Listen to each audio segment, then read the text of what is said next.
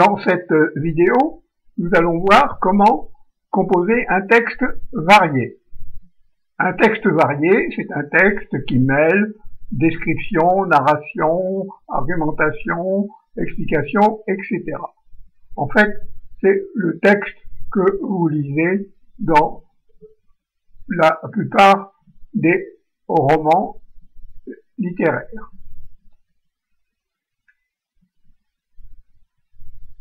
Alors, composer un texte varié. Il existe une grande variété de textes.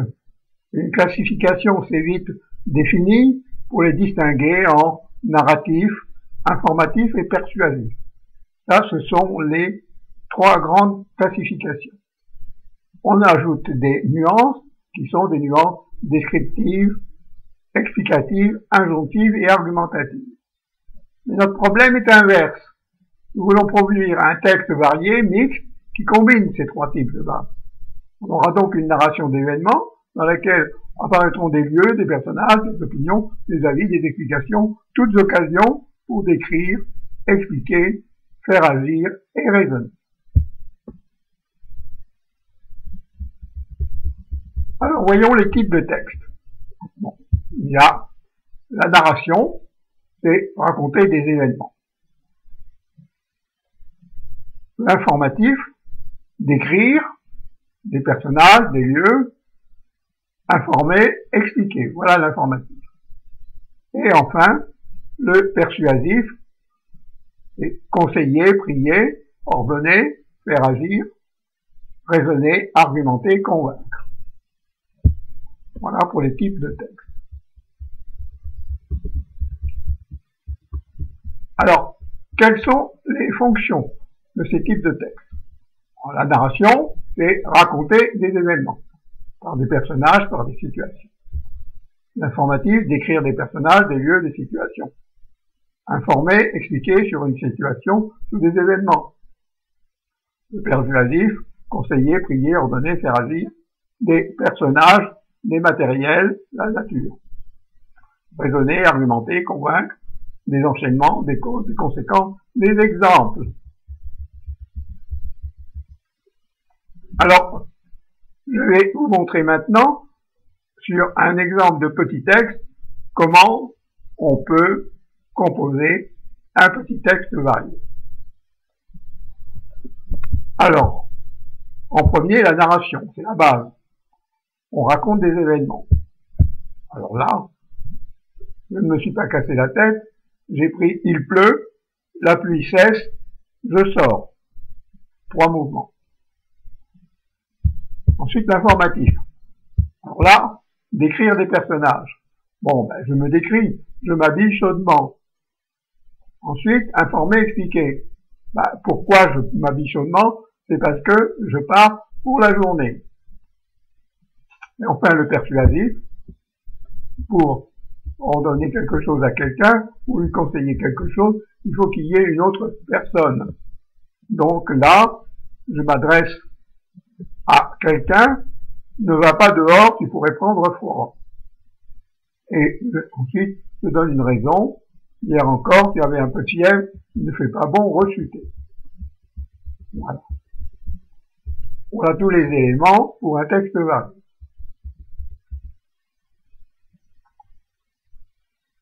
Alors, voyons l'écriture du texte.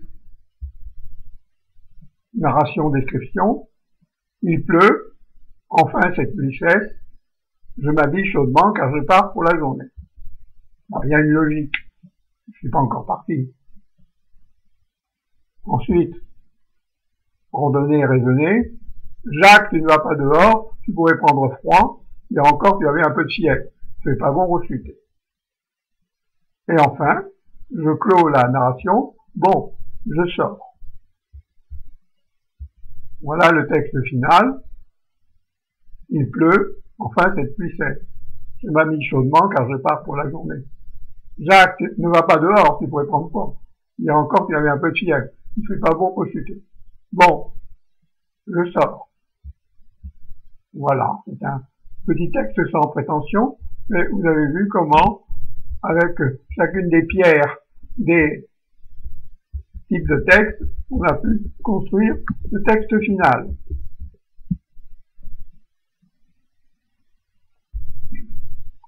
Alors maintenant, on va partir d'un texte un peu plus littéraire. On prend un texte sur un pirate.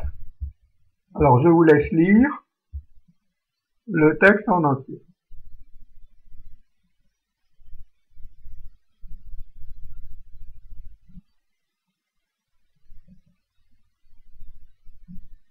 Vous pouvez faire une pause.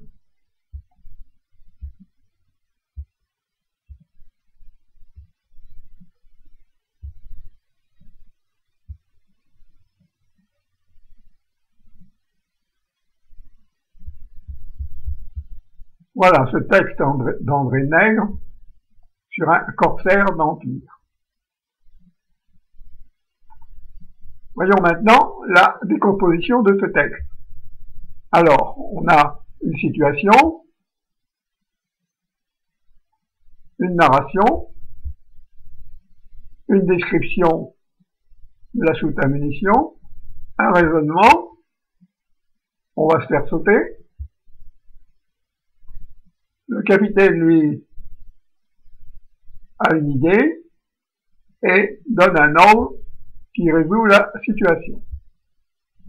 On continue la narration, la lutte, et enfin, le capitaine se lance à l'abordage, on le décrit, et il termine en allant récupérer sa monnaie.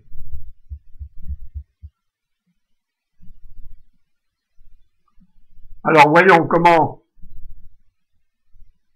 sont composées les structures. Nous avons au point de vue composition de texte des structures simples et mixtes qui nourrissent les enchaînements. Vous utiliserez ces structures dans vos textes à venir.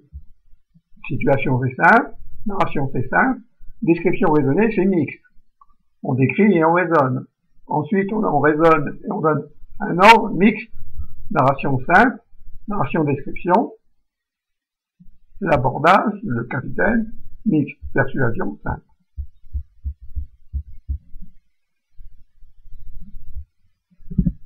Alors maintenant, voyons un peu une généralité, le guide d'enchaînement.